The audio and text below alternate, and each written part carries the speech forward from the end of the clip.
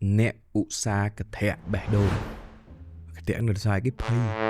và môn chuột cái đài nó phây môn blong nó tụp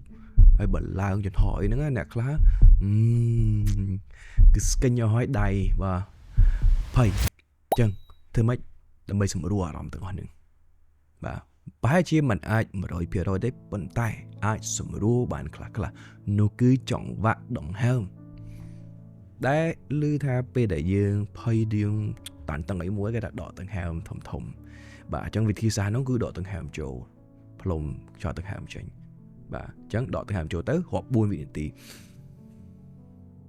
ទប់ដង្ហើម4វិនាទីហើយបន្ទាប់មកផ្លុំចេញវិញ4វិនាទី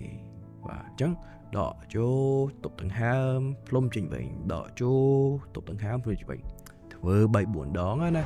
ធូរអារម្មណ៍តិចដែរអញ្ចឹងទៅអត់សូវគិតធាក់មុនជួបក្រាស់